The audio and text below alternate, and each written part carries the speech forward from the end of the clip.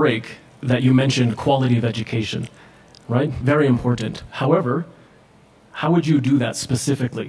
Could each of you take a few minutes and tell us 3 ways specifically that you would take in your first 100 days in office to make education in Kenya world class? Number one, thanks for that question, Dr. Scott. Number one, we are proposing, and I will ensure this happens, that we abolish school fees in all our public educational institutions. That will give every Kenyan the opportunity to seek knowledge, to seek skills, because, as I said earlier, education is the greatest investment any country can have in its people. Number two, as we have said earlier, that I'll ensure that all public servants use our public institutions, including educational institutions, because the failure for them to appreciate what an ordinary Kenyan goes through is the reason why institutions are dilapidated. There is no investment in them. Number two, I'm proposing in our manifesto that we will equip, we will modernize, standardize all educational institutions, create the right infrastructure. In fact, when you read our manifesto, we are actually proposing that we will do a model kind of school in every part of the Republic of this country. And we'll make sure that the other thing that we'll do is we'll set aside 0.5% into research. Because one of the things that this country lacks is transiting research to industry. When I was chairman of Jomo Kenyatta University Council, I noticed that most of our universities are actually doing a lot of innovation, right from year 1 all to year 4. But there is no attempt to industrialize this innovation, these educational skills. For example, Jokiat students invented a tractor, which is really designed for that farmer who can just till 1 acre of land, that will ensure there is food security. That has not been taken into the market. It has not been industrialized. And we are connecting that to our industrialization program, which you will see in the manifesto, including providing the right environment so that any manufacturer who sets up a company, for example, in some of in northern part of Kenya or any part of this country, and employs at least 200 Kenyans, receive certain tax incentives. We are trying to link research, education, and industry. All right, thank you. Dr. It comes down to cost, quality, and access.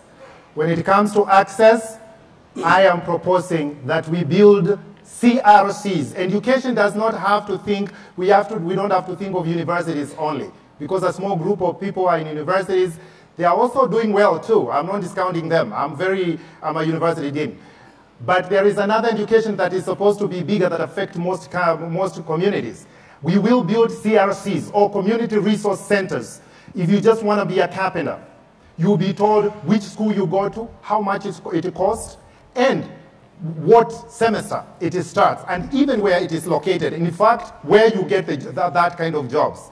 And I will make sure university students, those who are they are in universities, they can do their internships in the CRCs and make sure we complete the circle and they get the credit they need, and our communities there, they do get the kind of education they need at the local end. When it comes to the quality, I have already promised that in the first days of office, and I'm talking those are first days of office for CRCs, that the majors will be chosen by the students. They will choose what they want to work with, and our universities will comply, because we don't want to train and graduate people who are in majors. They don't want to be doctors, they don't want to be engineers, yet they are engineers. They graduate anyway. When you send them to the civil engineering, they take off with the tractors. So we want you doing what you want to do because you chose it. And when it comes to the cost, of course, the CRCs will reduce the cost itself. So we are talking of competition, finally.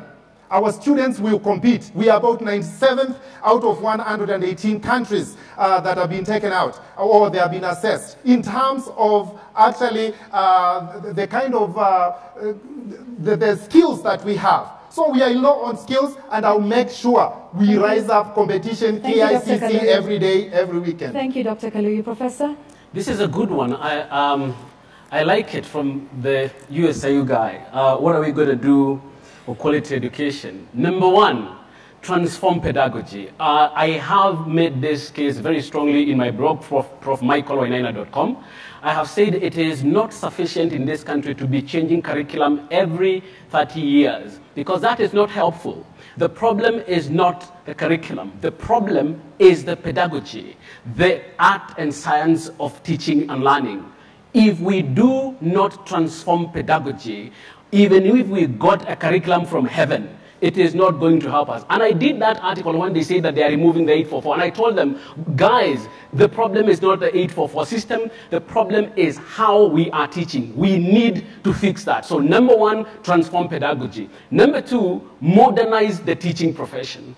When we stopped respecting our teachers, when our teachers became the laughing stock in our society, that is when our education system went down the drain. We do need not only to remunerate our teachers properly, but we do need to professionalize teaching so that we give them modern pedagogical skills, we give them modern pedagogical tools in order for them to train the next generation. Do you know that if I went back to the school where I was 30 years ago, they still teach the modern child the way they were teaching me then? It cannot work. We have to transform pedagogy, we have to modernize the teaching profession, and we have to deploy technology, because the learning of the future is going to be aided by technology, and technology is going to help us overcome some of the bottlenecks that we are having in the current education system. So those are just one or three of the things that I would do.